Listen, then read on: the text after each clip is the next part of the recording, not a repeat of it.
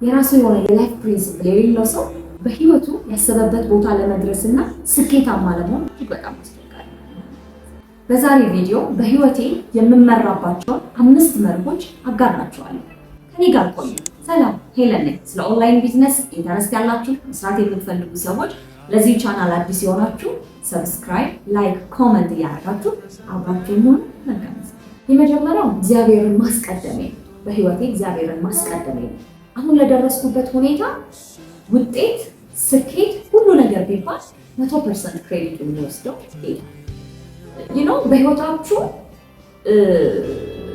በስራ ዓለም ላይ ስትሰሩ ብዙ ከፈጣሪ ጋር ያላችሁ የሚፈትኑ ነገሮች ይገጥሟችኋል። በስራ ዓለም ላይ የሰራሁትን ያህል አላገኘሁም፣ ይሄንን እየሰራሁ ይሄ ውጤት ለምን አልመጣም፣ ከዚህ በፊት በነበረው ህይወቴ ይሄን እያደረኩ ይሄ ውጤት ለምን አልመጣም፣ የምትፈልጉት ውጤት ጋር ያለመድረስ ነገር ሊኖር ይችላል። የሚያታግሉ ቻሌንጆች ይኖራሉ። ምን ይላሉ ግን በዛ ሁኔታ ውስጥ ምን አደረግሽ ካላችሁ እንግዲህ በመታመን ከጌታ ጋር ታምኖ እሱን በመጠበቅ አምኖ ከኔ የሚጠበቀው መስራት ነው። እንግዲህ ፈጣሪ ደግሞ ልጆቻችንን ስራ የሚባርክልን እሱ ነው። እኔ ታምኜ ሰርቻለሁ። እግዚአብሔር ደግሞ ረድቶኝ ደግሞ ካመንኩት በላይ አድርጎልኛል፣ ረድቶኛል። እና ሁልጊዜ በህይወታችሁ ሁላችሁም በያላችሁበት እምነት በህይወታችሁ ፈጣሪያችሁ የምታምኑትን የምታመልኩትን ፈጣሪያችሁን ሁልጊዜ ፕራዮሪቲ መስጠት፣ ሁልጊዜ እሱን ማስቀደም፣ ሁልጊዜ ክሬዲቱን ለሱ መስጠት፣ ሁልጊዜ ለሱ መታመን። ከኛ የሚጠበቀው ማመን ነው። ባመንነው ልክ ነው ማኒፌስት የሚያደርገው። ለአባታችንማ ለፈጣሪማ ዓለምን እኮ የፈጠረ ምንም ጥያቄ የለውም። ዓለምን የፈጠረ ሁሉን በቃሉ ያጸና ትልቅ አምላክ ነው። ስለዚህ ከኛ የሚጠበቀው ምንድን ነው? ምን ፈልገዋለ? ምን ጠይቀዋለ? ከዛ ታምነን ነው፣ በእምነት ነው እኛ የምንገለጠው። ታምነን ነው ከሱ ጋር የምንሄደው። እግዚአብሔር የጠየቅነውን ሊሰጠን ታማኝ ነው። እና ለኔም የእውነት ነው የምላችሁ በህይወቴ ሁሉ ነገር ላይ እሱን ነው ማስቀድመው።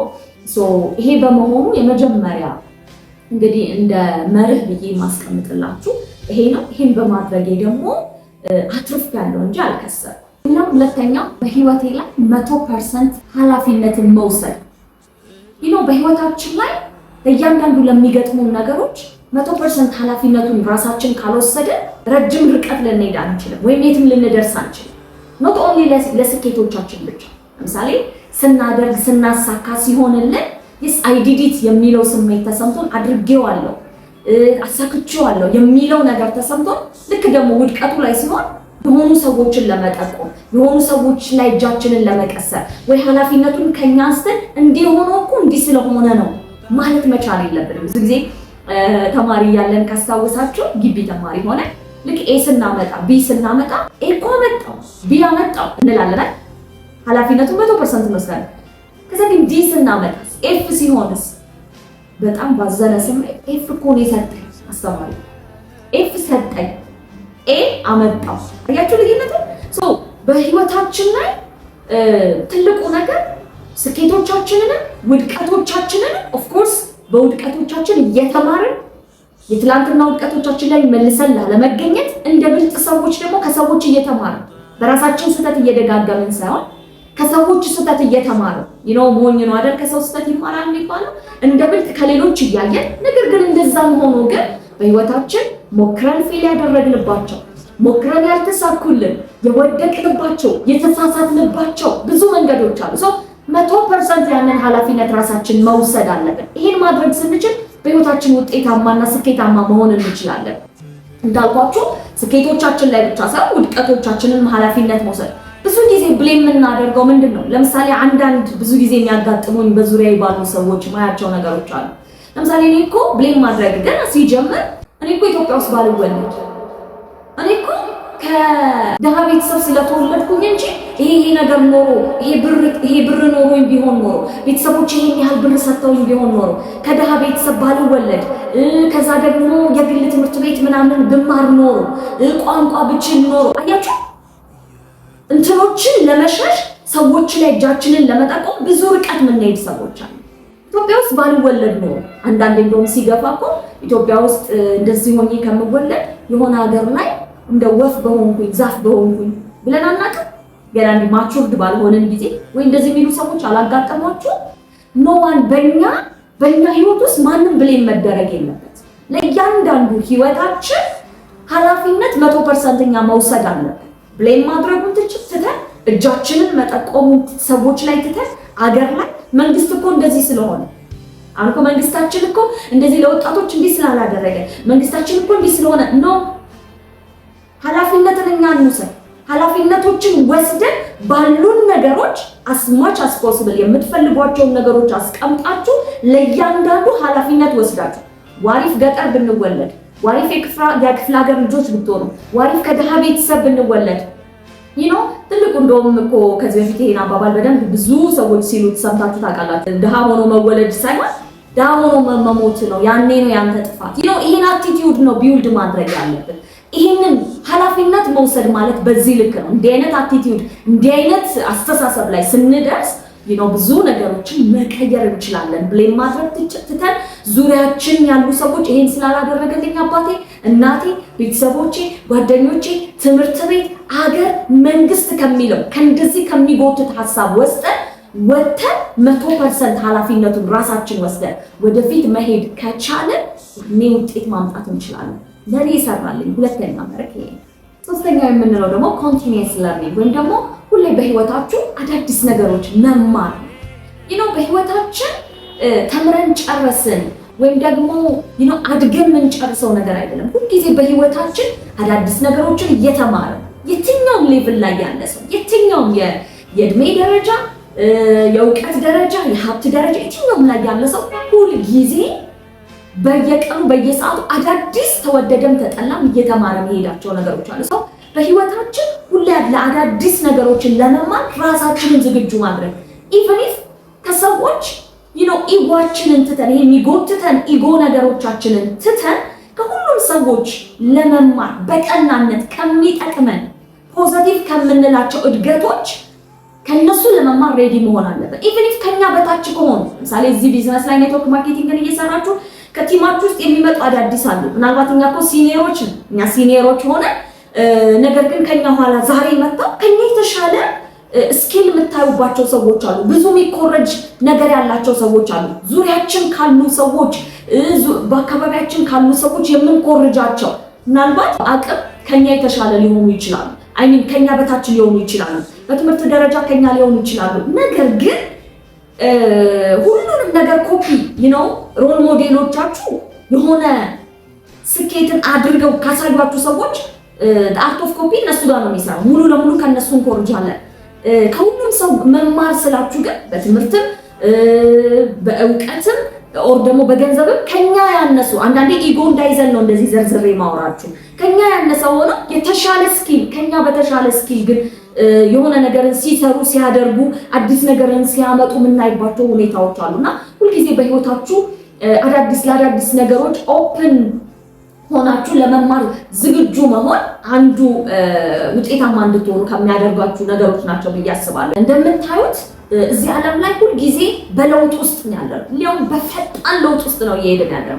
አሁን ባለንበት ጊዜ ላይ ካያችሁ ለምሳሌ የሆነ ሰዓት ላይ ፌስቡክ መጠቀም የማይችል ማህበረሰብ ለፌስቡክ ብርቅ የሆነበት ብዙ መጠቀም የማይችል ማህበረሰብ የነበረበት ዛሬ ላይ ግን የደረስንበትን ይሄን ጀነሬሽን ደግሞ አስቡት የደረሰበት ደረጃ ከኛ የተሻለ እኮ ዛሬ ላይ የመጡ ታች ክፍል ላይ ያሉ ሰዎች ወይም ህፃናቶች እኮ ነው ከኛ በተሻለ ሶሻል ሚዲያን ሲጠቀሙ የምታዩዋቸውና አሁን ያለበት ደረጃ ደግሞ ዓለም በምን አይነት ፍጥነት እየሄደ ሰው በራሱ ከሚሰራው በኤአይ ጀነሬት የሚደረጉ በጣም ብዙ እንትኖች ፊታችሁን ሳታስገቡ የእናንተ ድምፅ ሳይገባ ፊታችሁ ሳይገባ ሰዎች እኮ በጣም ብዙ ኢን ሚሊየንስ እኮ የሆኑ ገንዘቦችን ሜክ እያደረጉበት ነው።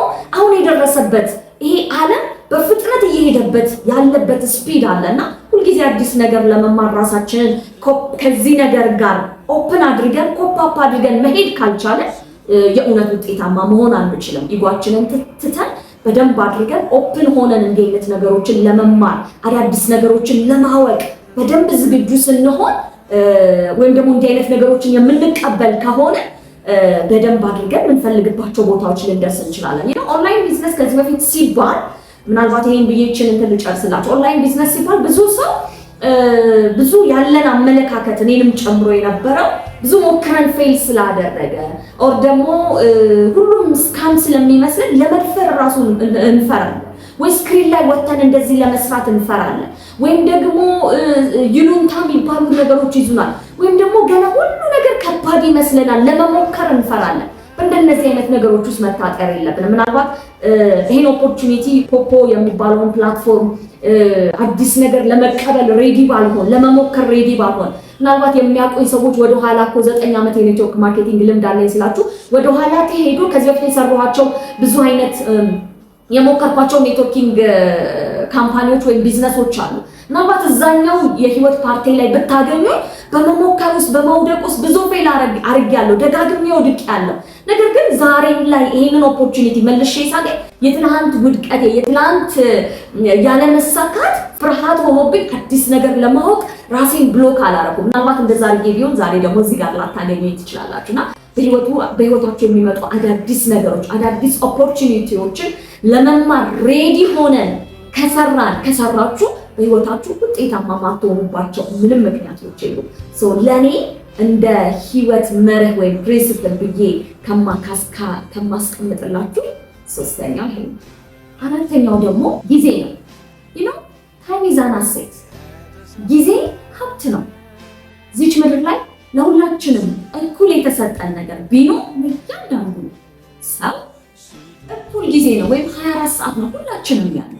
ዲፈረንሱ ግን የሚመጣው ምንድነው? ለአንዱ ብዙ ጊዜ ስለተሰጠ ለአንዱ ስላጠረፈ አይደለም። ዲፈረንስ የሚመጣው ያንን ጊዜያችንን ስፔንድ የምናደርግበት ቦታ ላይ ያንን ጊዜያችንን በምንድን ነው እያሳለፍን ያለው? እንዴት ነው እየተጠቀምን ያለው? አያችሁ፣ ከአንዱ ሰው ህይወት አንዱ ላይ ለውጥ የሚያመጣው በህይወታችን ታይማችንን ስፔንድ የምናደርግበት ቦታ መለያየቱ። እንግዲህ በህይወታችሁ ሁሌ እየተማርን ነው አይደለም እናድገው። እድሜያችንም እየጨመረ እየበሰልንም ስንመጣ እኔ በዚህ ሰዓት ከገቡኝ ነገሮች አንዱ ነው ታይም ኢዝ ሞር ቫሉብል ዳን መኒ የሚለው ነገር በደንብ ገብቶኛል።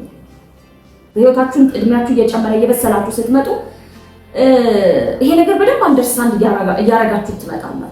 ለገንዘብ ቫልዩ ስለሌለኝ አይደለም። በህይወታችን ገንዘብ ቢከስር ገንዘብ ቢጠፋ ሞክረን ፌል ቢያደርግ ኢን ሚሊየንስ ሉዝ ብናደርግ ብንከስር ምናምን ገንዘብ ይተካል። ሰርታችሁ ታመጡታላችሁ።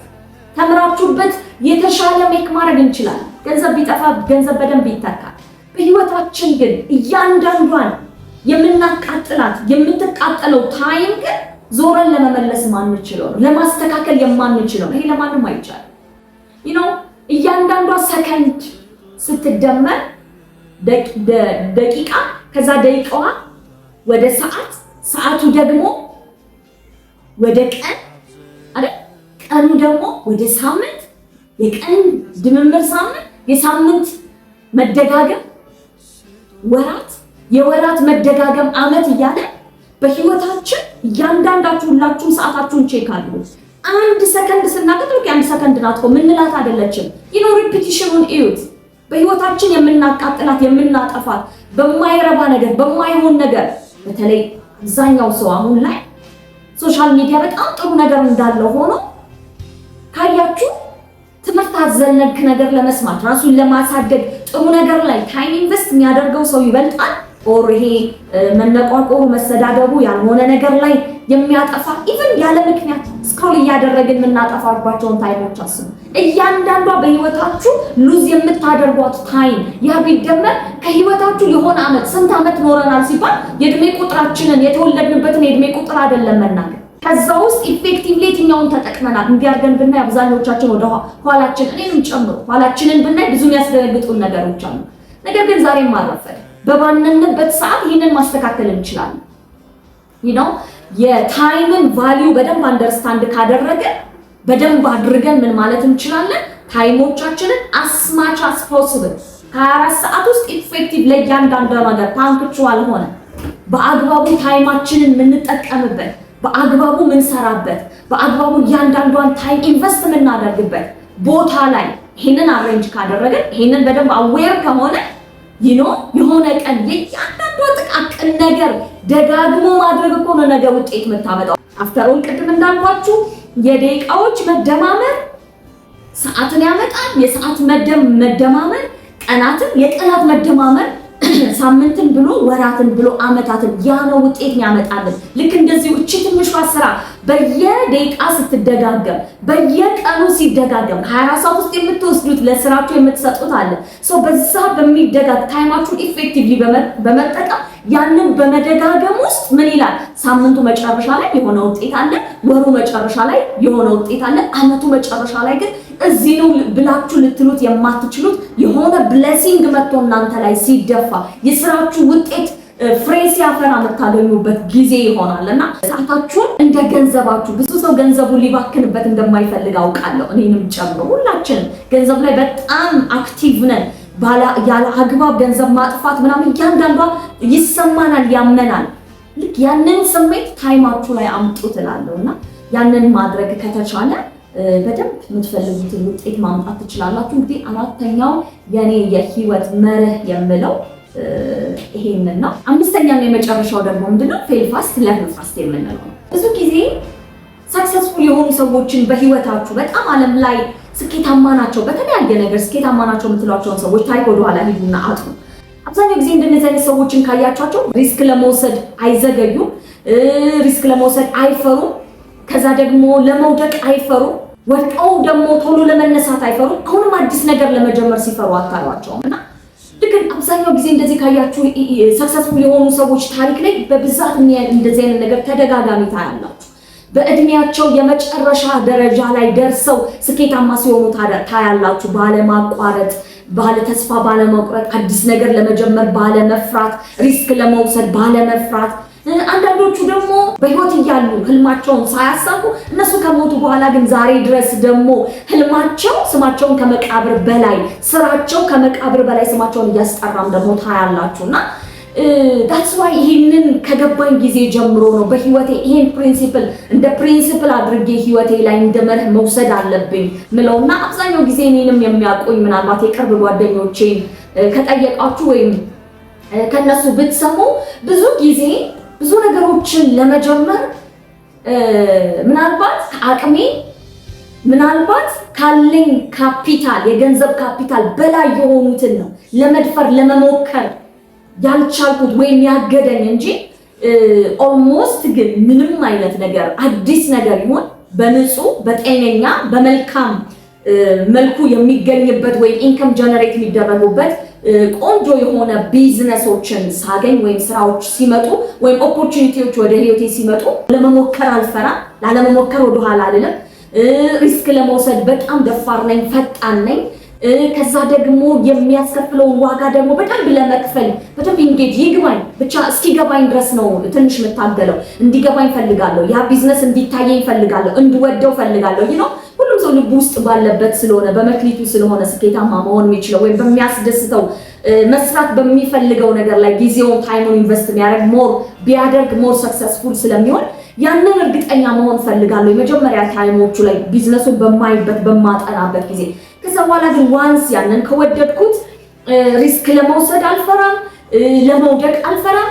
ኢቭን የወደቅኩበት ላይ መልሶ ለመነሳት እና ስለ ኔትወርክ ማርኬቲንግ ረጅም ዓመት ሰርቻለሁ ብዬ በሌላ ቪዲዮ አጋርቻችኋለሁ። እንደዚህ 9 ዓመት ልምድ ምናምን ቢኖረኝ የትላንትና ህይወቴን ባይ ኔትወርክ ማርኬቲንግ ላይ የነበረኝ ስኬት ወይም የነበረኝ ጆርኒ ላይ እንደዚህ ምለው ነገር አይደለም። ብዙ ተምሬበታለሁ። ለምሳሌ እንደ ሰዎች ከላይ ሆኖ ቢታይ በገንዘብ ኦፍ ኮርስ ኖሬበታለሁ፣ ህይወቴን አሸንፌያለሁ፣ በሰዓቱ ኖሬያለሁ። የምፈልጋትን አይነት ሄላስ እዛ ጋር ነው እንደ አዲስ ተሰርታ እንድትወጣ እዛ ጋር በነበረው ጆርኒ ላይ ነው የምፈልጋትን ማልፈልጋትን አስቀምጬ የምፈልጋትን አይነት ሄላስ ያመጣው ብዙ ተጠቅሜያለሁ። when we come to financial freedom ላይ ስንመጣ ግን ቤተሰብንም ጨምሮ የቅርብ ሰው ብዙ ታይምሽን አንቺ መስራት እየቻልሽ እውቀት እያለሽ ቀልጣፋ ሆነሽ ጎበዝ እየሆንሽ ብዙ ሰው እንደዚህ ነው የሚላችሁና የሆነ ሰዓት ይሄ ስሜት እኔም ልብ ውስጥ ይሰማኝ ነበር።